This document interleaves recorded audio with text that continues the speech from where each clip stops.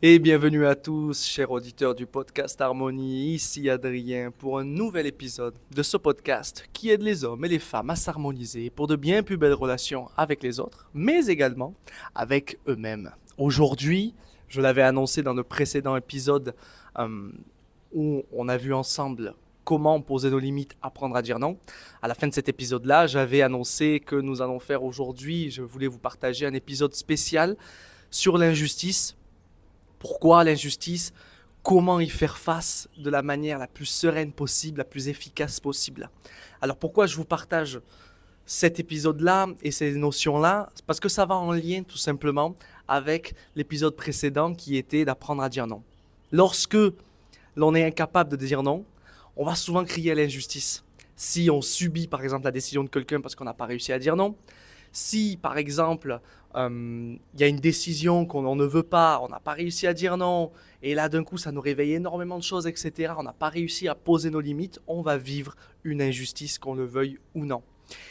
Et les injustices, quelles qu'elles soient, peu importe l'intensité, c'est quelque chose qui peut nous faire vivre beaucoup, beaucoup d'émotions et qui peut même nous ronger pendant des années et des années. L'injustice, c'est un vrai tueur d'énergie, un vrai bouffeur d'énergie, de vitalité même je dirais, c'est-à-dire que suivant l'injustice que l'on peut vivre, ça peut complètement nous vider de notre énergie vitale, nous vider de toute motivation, de toute envie, de tout plaisir, de tout bonheur, parce que c'est comme un petit venin qui s'installe au fond de nous, dans la tête, au fond de la tête, et qui nous ronge encore et encore et encore. Alors pour vous partager un peu comment arriver à mieux gérer ces injustices-là et ce qu'il faut faire, je vais vous donner quelques exemples concrets que j'ai vécus et où euh, le fait d'arriver à voir les choses sous un autre angle m'a permis, même s'il y avait injustice, de mieux vivre cette injustice-là. Ce qu'il faut comprendre avec l'injustice, c'est qu'il y en aura tout le temps. Il y aura tout le temps de l'injustice et il y en a tout le temps, il y en aura toujours, il y en a eu, il y en aura et il y en a. L'injustice, c'est quelque chose qui est propre à tous les êtres humains, à tout sur Terre. Il y aura toujours de l'injustice. Même si tout le monde est milliardaire, eh bien, il y aura de l'injustice parce qu'il y en aura certains qui seront plus milliardaires que d'autres, il y en aura certains, ils auront ci, ils auront ça, ils n'auront pas les mêmes armes, les mêmes cartes en main, etc. dans tous les cas.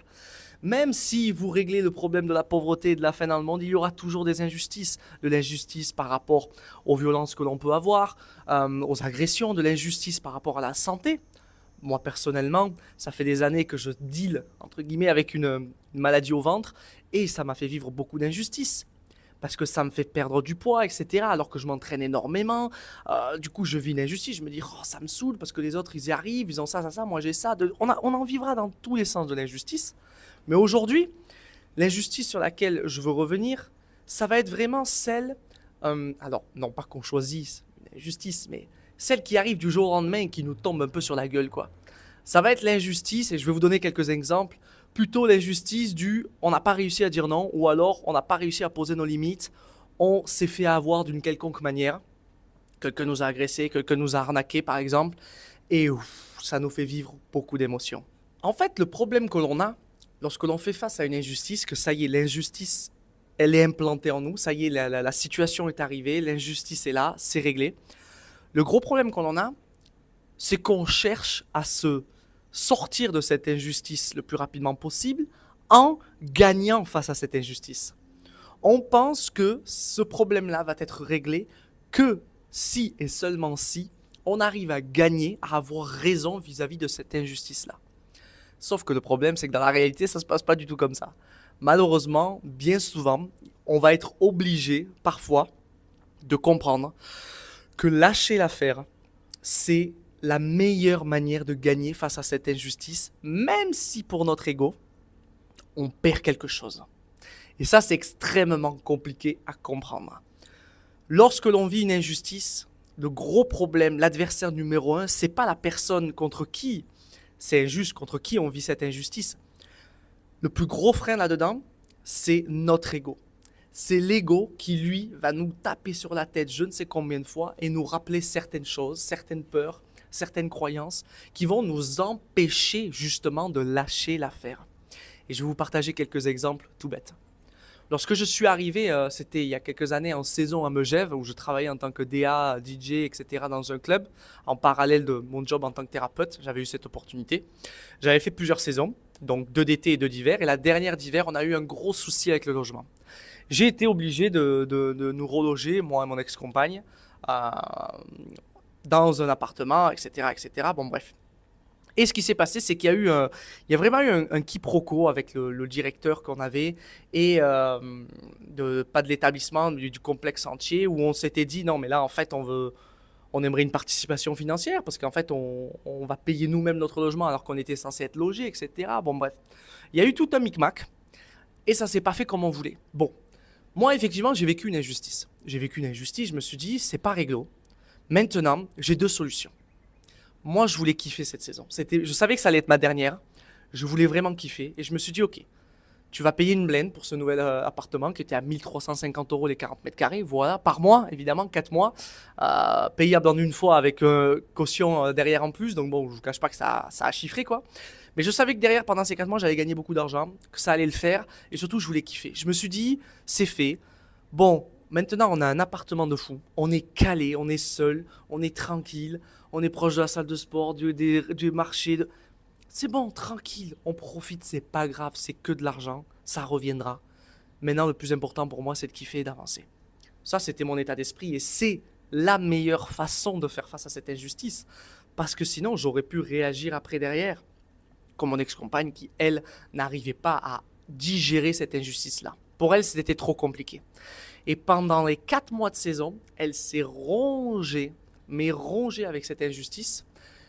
Et ça a énormément empiété sur notre relation. Et ça a été d'ailleurs à partir de là que les choses ont commencé à dégringoler et qu'après ça n'a fait que descendre et que se dégrader.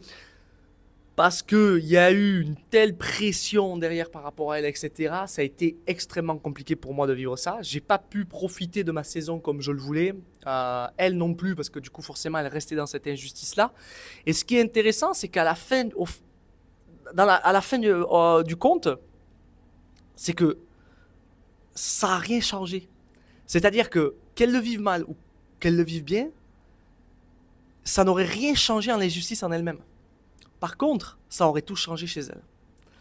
Elle aurait été beaucoup plus épanouie, ça aurait moins empiété sur notre relation. Il y aurait tellement de choses différentes qui se seraient mises en place, mais ce n'était pas son cas. Elle n'y arrivait pas. Et c'est ok, si elle n'y arrivait pas, c'était parce que son ego lui en empêchait. Son ego, lui répétait « Ouais, mais si je me bats pas là, face à cette injustice-là, ça veut dire que je vais être faible. Ça veut dire que je vais me faire écraser, je me fais avoir, je suis une idiote, je suis nul, je suis moins que rien. » C'était ça, en fait, que son ego lui répétait. Et quand je discute avec des gens par rapport aux injustices, c'est tout le temps ça qu'ils me répètent. J'ai rencontré une jeune fille au Laos qui a vécu une injustice par rapport au scooter. En fait, elle a eu un accident de scooter, mais qui était causé par la faute d'un Laotien, en gros. Et elle s'est retrouvée à devoir payer une partie du scooter. Alors, pour les Laotiens, c'est énorme, le montant est énorme, mais pour nous, c'était de l'ordre de 160-200 euros. Ce qui est rien en vrai. Ce qui est clairement rien. En vrai, je veux dire, tu pars en voyage à durée indéterminée, normalement, tu n'es pas à 100 euros près, au point de ne plus pouvoir rentrer. Et forcément, elle vivait une injustice, c'est normal. Le but, c'est pas genre de dire « Ah ben non, je vis plus d'injustice, tout va bien. » Non, non, non. C'est tu vis une injustice, c'est de le constater. C'est après. L'important, c'est de savoir comment le gérer. Et du coup, je lui disais « Mais essaye de voir le verre à moitié plein. » Là, tu t'en sors bien, tu n'as rien eu, niveau santé ça va, un peu le genou, etc. Bon, tout va bien. L'autre n'a rien eu, heureusement, parce que alors là, ça aurait pu prendre des proportions encore plus graves. Le scooter est un peu défoncé, oui, ça fait chier. Oui, ça fait chier, tu dois payer 160 euros. Le mec, en fait, il n'a pas un rond. L'autre, il a quasiment pas d'argent parce qu'ils sont tous pauvres. C'est compliqué. Ok, tes frais médicaux sont pris en charge, tu as une assurance, très bien. Paye, et dans 3 jours, tu y penseras même plus. C'est ça en fait le truc. Libère-toi de ça. Ne cherche pas à te battre. Paye. Oui, ça fait chier. Ok. Mais là, la seule chose que tu peux faire maintenant, ce qui dépend de toi, c'est comment tu vas gérer cette situation. La situation, elle est là. Elle est implantée, elle est là. Tu ne peux plus rien y faire. Par contre, comment tu vas la gérer, ça, c'est un point important. Et du coup, je disais, mais vas-y, paye. Te prends pas la tête. Ouais, mais attends, je vais quand même essayer de négocier. Je vais faire ci, je vais faire ça, je vais machin. Essaye, j'ai dit essaye, mais là, au vu des prix, je me connaissais un peu, je me suis dit non, c'est ok pour moi, il n'y a pas d'abus. Et surtout, là, tu peux essayer de voir, tu peux essayer d'eux, mais Tu vas peut-être te mettre en conflit un peu avec eux. Là, par contre, du coup, ils risquent peut-être de te faire galérer. Je dis là, je dis au pire, tu vas économiser 20 euros. Je dis, enfin, paye en fait. C'est bon, là, ça va, c'est réglo. Fais-le. Ça va te faire chier pendant 2-3 jours et tu n'y penseras même plus après. Et c'est ça, en fait. C'est ça qu'il faut se rappeler. Ce genre d'injustice-là, quand on arrive à lâcher l'affaire, c'est là, en fait, que tout s'envole. Alors là, je vous parle de petite injustice. J'ai eu la même chose par rapport au scooter en Thaïlande où on s'est fait avoir. Et j'ai pété les plombs et en fait, sur la route, j'ai ramené le scooter en tuk-tuk. Donc, j'étais sur un tuk-tuk avec le scooter dessus.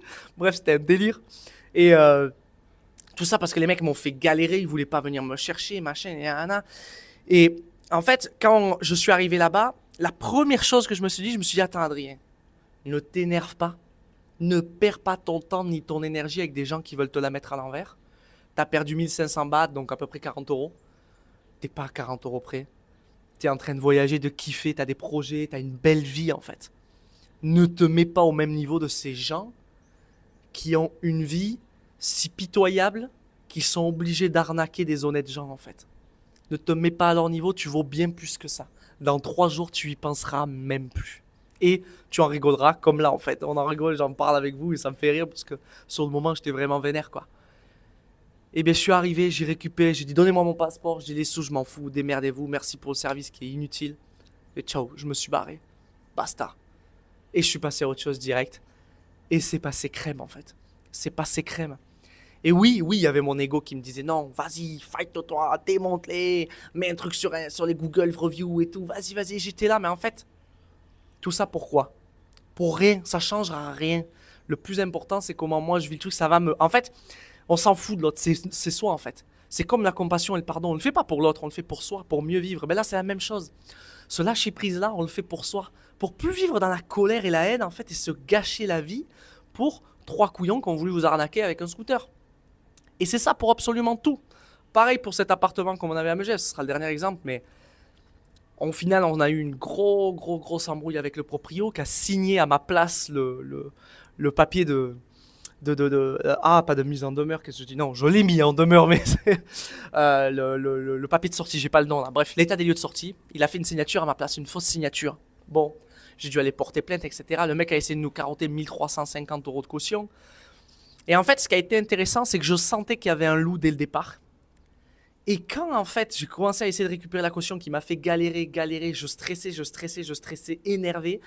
Quand il m'a dit, quand j'ai compris que ça y est, il allait me la mettre à l'envers, par rapport à un message qu'il m'a envoyé, j'ai eu un soulagement. J'ai eu une confirmation et je me suis dit, ok, maintenant, tu sais qui te l'a mis à l'envers, tu vas faire le nécessaire, tu auras perdu peut-être 675 et quelques euros parce qu'on était à 2, mais on s'en fout. Je vais lâcher l'affaire parce que j'avais d'autres soucis à ce moment-là, notamment ma santé, et je me suis dit, je vais pas me pourrir la vie pour un connard pareil. Voilà. Donc on a fait le nécessaire malgré tout, on a porté plainte, etc. Grâce à mon ex-compagne, elle a rencontré quelqu'un qui a pu nous aider. On a pu récupérer la moitié de la caution. Donc c'était très bien au final, hein, c'était quand même bien. Mais il faut lâcher l'affaire à ce moment-là. Et souvent, et c'est dans plusieurs réels que j'ai publiés sur Instagram, j'ai partagé ça. Ce qui est très compliqué lorsque l'on fait face à une injustice, c'est de la gérer à plusieurs. Et là, c'est compliqué parce que lorsque vous êtes dans un état d'esprit comme celui que j'ai pu adopter, qui est, je pense, clairement le meilleur à adopter parce que tu t'enlèves une charge de stress et de problèmes énormes, c'est que quand tu es avec quelqu'un qui n'est pas dans cette optique-là, c'est extrêmement compliqué. Et c'est ça qui fait que souvent on voit des couples qui se séparent lorsqu'ils vivent une injustice, lorsqu'ils font face à une difficulté, parce que l'un comme l'autre, ils n'ont pas la même manière de gérer. Et souvent, c'est là en fait que ça pose problème. Et ça a été mon cas par rapport à toutes ces injustices-là, où j'étais avec quelqu'un qui était la grosse blessure d'injustice et qui avait énormément de mal à lâcher prise là-dessus en fait. Parce qu'il y avait des peurs, parce que l'ego lui empêchait justement de faire ça. Comme l'ego de ma pote qui a eu cet accident et qui disait « Ouais, mais si tu dis rien, au final, tu te fais tout le temps niquer, patati patata. » Je dis « Je suis d'accord avec toi qu'il faut arriver à se défendre. Je suis d'accord qu'il faut arriver à s'affirmer. Je suis d'accord qu'il faut arriver à parfois négocier, à pas se faire arnaquer non plus. Mais il y a un moment donné où la balance entre se débrouiller pour négocier, se battre, en fait, elle va te coûter plus qu'autre chose en fait. Un des meilleurs exemples que vous pouvez avoir là-dessus, c'est la vidéo de TVC Japon qui partage justement une injustice qu'il a vécue par rapport à une carte SIM où il a eu plus de je sais plus combien de milliers d'euros de frais. Il pouvait payer, il a préféré se battre, il s'est retrouvé pendant X temps dans ce stress lié à cette histoire-là pour au final se retrouver à payer plus que ce qu'il devait au départ. Cette histoire-là, c'est exactement la preuve ultime que l'injustice, parfois, à vouloir se battre constamment, et plutôt que lâcher prise, ça nous fait plus souffrir qu'autre chose en fait. Et pour revenir justement dans le cas de mon ex-compagne, c'était exactement ça. Elle se ruinait la santé, se ruinait le mental, ça a ruiné en partie notre relation à cause de ça. Parce que la gestion des problèmes était très compliquée. Comme je l'ai dit dans une précédente vidéo, mais dans un précédent épisode, si vous faites face à une difficulté et qu'il y en a un des deux qui rajoute de la difficulté à cette difficulté, ça va être très compliqué à gérer. Vous êtes une équipe, vous êtes en couple, vous êtes une équipe. Vous devez apprendre à le gérer à deux intelligemment pour vous tirer vers le haut. Chacun, en fait, il faut mettre son ego de côté et dire, attends, est-ce que l'autre, la manière dont il gère, c'est peut-être mieux ou pas? Qu'est-ce qui m'en empêche? Qu'est-ce qui tout ça? Ok, qu'est-ce que je décide? On décide d'avancer main dans la main ensemble vers une direction et on y va, en fait. Et on avance ensemble sereinement, on se libère de cette injustice-là, de cette difficulté. Parce que sinon, c'est une horreur. Et comme je l'ai dit, c'est ça qui fait que beaucoup de couples parfois ont tendance à se séparer lorsqu'ils font face à une difficulté, un problème à la naissance d'un gamin, voilà, une grossesse qui finit mal, plein de choses comme ça, c'est des trucs basiques qu'on retrouve souvent et qui détruisent parfois un couple. Parce que l'un comme l'autre, l'autre va accuser l'autre de ne pas réagir pareil, il va le juger. Moi, dans mon cas, elle me jugeait d'être idiot, d'être faible, d'être... Alors qu'en fait, moi, je m'en foutais, c'était pas la question. Au contraire, je voulais me défendre, mais je me défendais intelligemment. Et après, à un moment donné, quand je voyais que ça servait plus à rien, je lâchais l'affaire parce que je me suis dit, je vais pas perdre mon temps avec ça. Si dans une semaine, je vais mourir, je vais être là à me dire, pendant toute cette semaine, je l'ai gâché à me battre contre quelque chose où j'ai aucun pouvoir pour au final, quoi, rien. Rien. Et je vais gâcher cette dernière semaine de vie pour ça. Non, j'ai pas de temps à perdre, on n'a pas le temps à perdre. La vie, elle est tellement courte. Donc effectivement, là, je vous parle de situations qui peuvent être un peu compliquées, d'injustices, qui sont un peu sur le court terme, entre guillemets, même si quand même ça a duré plusieurs mois à chaque fois. Il y a des injustices qui sont bien plus puissantes que ça. Il y a des injustices qui sont bien plus difficiles à gérer. Et là, ça demande un vrai travail. Un vrai travail pour arriver, surtout quand c'est des injustices liées à quelqu'un d'autre, c'est-à-dire que vous avez subi une agression, vous avez subi peut-être un viol pour certains ou certaines. Là, ça demande un level de travail sur soi qui est quand même beaucoup plus conséquent, mais qui n'est pas impossible et surtout qui est ô combien nécessaire pour lâcher prise sur tout ça en fait. Sinon, vous allez vous ronger la vie. Je connais quelqu'un de proche qui a subi justement une situation extrêmement compliquée. Je ne vais pas en dire plus, mais bref. Et enfin, à cause de quelqu'un et qui aujourd'hui, ça fait plus de 10 ans, a une vie mais qui est extrêmement difficile.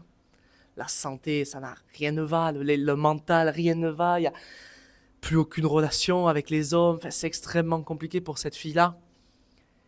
Et elle reste bloquée dans cette injustice-là. Je le vois par rapport à ce qu'elle dit, ce qu'elle fait, les mouvements aussi qu'elle a décidé de rejoindre, etc.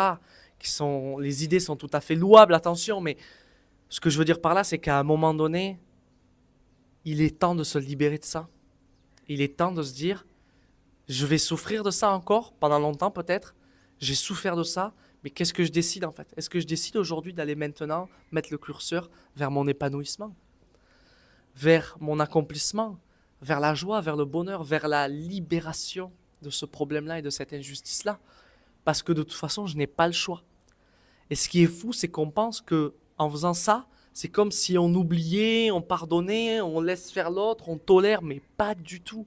On le fait pas pour l'autre, on n'en a rien à faire de l'autre. L'autre, c'est un enfoiré s'il a fait des trucs horribles. On s'en fout, c'est son problème maintenant. Là, nous, c'est comment on gère ça. Est-ce qu'on est capable de lâcher la corde? On a la main qui est en sang, on voit les os, il n'y a plus de chair tellement ça frotte et ça nous a arraché la main depuis tant d'années. Est-ce qu'on est capable de la lâcher et enfin de se libérer de ce poids-là? C'est ça en fait. Et si vous êtes dans une situation de ce style-là, réfléchissez à ça. Pensez-y. Peut-être qu'il est grand temps pour vous d'avancer maintenant. C'est pas de faire le deuil de cette situation, mais c'est aujourd'hui de pardonner pour vous, de vous libérer, en fait, de lâcher prise et de vous libérer de cette injustice que vous avez vécue pour avancer dans votre vie, pour faire en sorte de ne plus donner de pouvoir à cet agresseur, par exemple, ou à cette injustice, parce que c'est ça, en fait. Quand on reste dans ce rôle-là, pas de victime, mais dans l'injustice, dans la colère, dans la haine, dans tout ça, quoi, dans cette impuissance, on continue de donner du pouvoir et du crédit à la personne qui a pu nous agresser, qui nous a arnaqué, à cette injustice. Ça, c'est pas bon. C'est pas ça qu'on veut. Nous, ce qu'on veut, c'est arrêter de mettre toute cette énergie-là et d'aller vers ce qu'on souhaite. D'aller vers notre bonheur, parce que c'est ça le plus important. Sinon, tu vas passer quoi, 10, 15, 20, 25, 30 ans, 40 ans, toute ta vie, à vivre à travers cette injustice-là, une vie entière gâchée à cause d'un événement aussi horrible soit-il. Ça ne veut pas dire qu'il faut le minimiser, encore une fois, parce que je sais que ça, c'est un discours qui parfois peut mettre en réaction. Les gens sont en réaction face à ce discours-là, parce qu'il y a deux choses. La première, il y a une partie d'eux qui accuse et qui se dit non, mais attends, si je fais ça, je vais minimiser. Ça veut dire que tu penses que c'est pas important ce que j'ai vécu, ce qui est extrêmement difficile, etc. C'est jamais. C'est pas ça en fait. Et la deuxième chose, c'est qu'il y a beaucoup de gens, au fond d'eux, ils ne se croient pas capables d'arriver à se libérer de cette injustice-là. Et ça les laisse, ça les fait rester dans cette situation-là, dans cette colère, dans cette haine. C'est extrêmement important d'arriver à s'en libérer, que ce soit une petite injustice ou surtout une grosse, parce que vous allez vous ronger la vie. Les injustices, il y en aura toujours, tout le temps, constamment. Et moi, le premier, je ne vis pas forcément d'injustice sur le plan arnaque ou quoi que ce soit, mais je le vis par rapport à ma santé. Et oui, c'est une injustice. Maintenant, qu'est-ce que je décide de faire avec ça? Est-ce que je décide d'avancer, d'être bien ou de rester dans cette injustice-là, cette impuissance? Non, je dois faire au mieux. Il y a toujours pire que nous. Mais je dois faire au mieux avec ma situation là, aujourd'hui, pour avancer. En tout cas, c'est ce que je vous souhaite. Et j'espère que si jamais vous êtes confronté à une situation comme celle-ci, d'injustice assez intense, j'espère que cet épisode aura pu vous aider à peut-être y faire face d'une manière un peu plus sereine. Voilà, essayer de voir les choses sous un angle différent, mais surtout, calmer cet ego. C'est lui qui vous fait rester dans cette injustice-là, dans ce mood-là de haine, de colère, de rancœur. C'est lui. Vous n'êtes que amour, gloire et beauté. Vous n'êtes que ça. Il y a une partie de vous qui ne veut juste elle veut juste être épanouie, elle veut juste kiffer sa vie en fait. Donc apprenez à vous libérer, à mieux gérer ces injustices-là pour une vie plus harmonieuse, plus épanouie. C'était Adrien pour le podcast Harmonie et je vous dis à la semaine prochaine pour un nouvel épisode. Bye bye.